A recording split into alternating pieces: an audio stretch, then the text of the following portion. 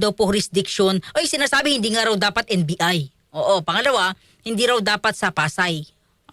Pasay ba yun? Oo. Kasi wala naman daw bahay doon si Pangulong Marcos. Tingnan nyo nga naman. Kapag abogado ka talaga.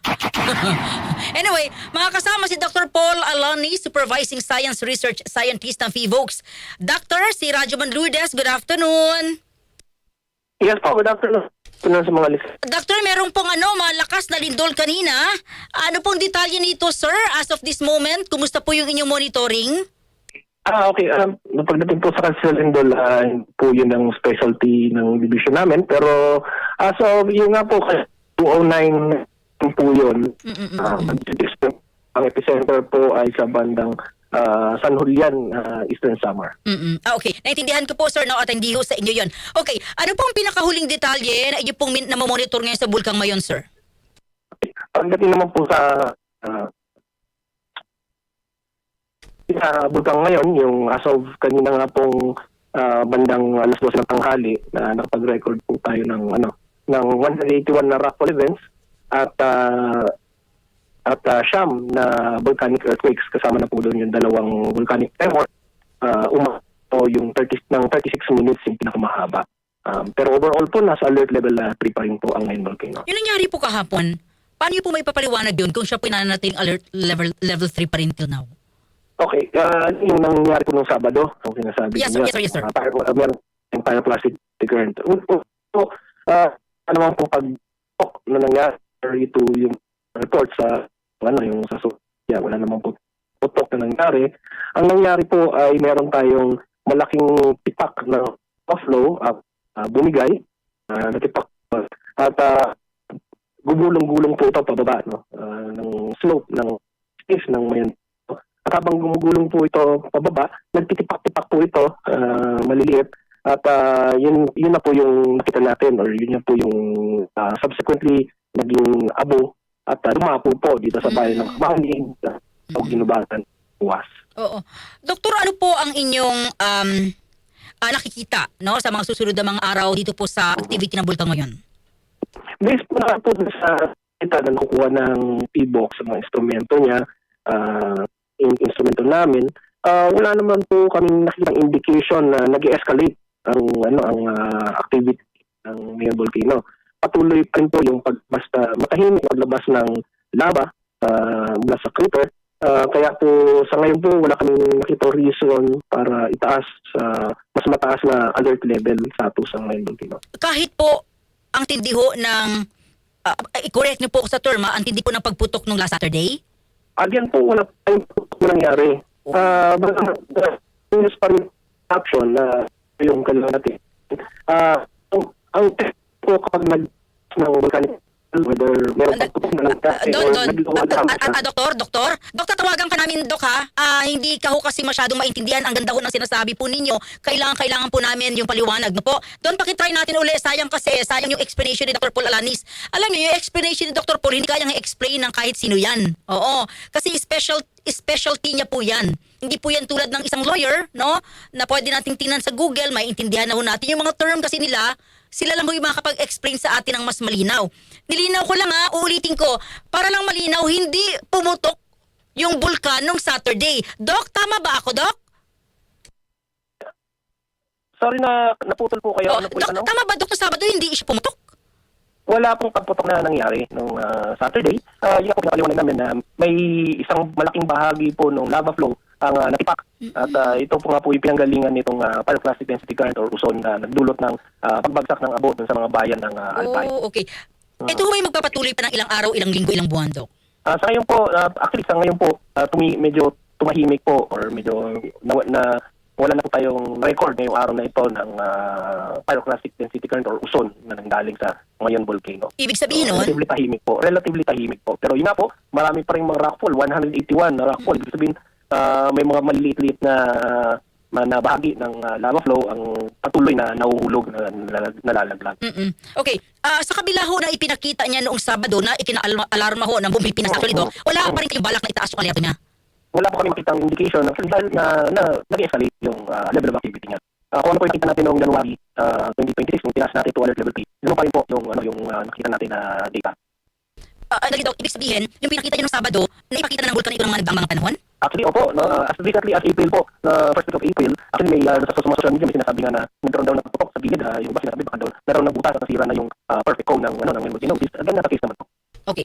Sabi mo sa report na balak nyo mas lakihan pa yung permanent danger zone na-resolve ho ba ito, Doc? Meron ho bang update? At ang moment, wala pa naman po kaming lalabas na recommendation, although we are discussing kung magkaroon po ng may possibility or may danger kami nakita na lumagpas yung mga uson or umabot or lumagpas sa 6 kilometer permanent danger zone, yung linya dyan, yung pinaka-minimum na distansya. Maaaring tasan po namin or lakihan yung area na kailangan i-evacuate. Pero sa ngayon po, based on our assessment nung nangyari nung Sabado, yung pinakamalayo na inabot po ay nasa labas lamang po ng 5 kilometers. So within the naman po yun, 6 kilometer permanent danger zone. Sa mga nakikinig ko, ito ho ay nagpapatuloy pa itong activity na ito ng bulkan. Saan po ba mas malakas na ganitong activity niya?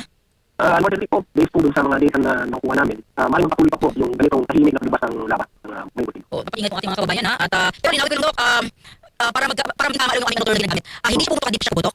Hindi po siya pumutok. Hindi siya pumutok na Sabado, pero nandiyan po yung possibility na hindi po natin tinatanggal yung possibility na magkaroon ng pagsabog. Pero at least po, nakikita ang indication na nag-escalate yung activity. So sa po, tahimik lang po na naglalabas ng laba, ng mayon, yung nakikita naman natin mga tools na kagabi may nahulog yung mga nagbabagang mga bato. Pero yun po, nandiyan po yung danger or yung horror na yun ang mangyari ulit, may malaking impact ng lava flow ang barangay. Parang magkaroon na naman ng nitong yung uson ulit.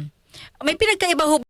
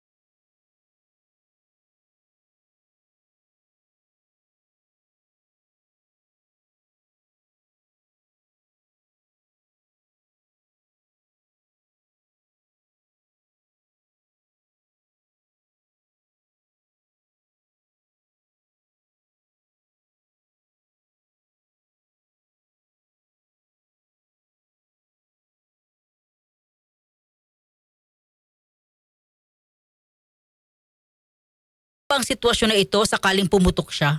May differentiate ba yon? Kung ako po manunood. Could you clarify po yun? Halimbawa po, nakita ko siya. Paano ko malaman pumutok na talaga siya? Kasi tinamod ko honestly, lahat siguro nakarating sa inyo, di ba lahat? Pumutok ang bulkang mayon, pumutok. Yung pala hindi pa pumutok to. Opo, naintindihan naman namin yun. Well, yung kung assuming po na na clear yung bulkan, walang mga ulap, makikita naman po yan na dahil dun sa tuktok mismo nang galing yung usok.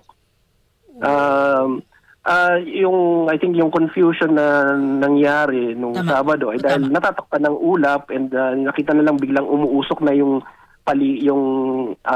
dun sa baba. May usok na dun sa baba. Which is understandable naman po dahil yung karamihan naman po talaga ng mga uson na nangyayari ay kung merong pagputok na may sumasabog, may pagsabog ang bulkan, at isang bahagi nung usok na may isang bahagi na umaakyat, meron ding isang bahagi na dumadaos-dos pababa. Oo. Dok, wala ba yun yung classic PDC or uson sinasabi. Pero sa ngayon wala pong gano'n. Hindi gano'n na nangyayari. Hindi siya yung may boom, walang ganon pagsabog.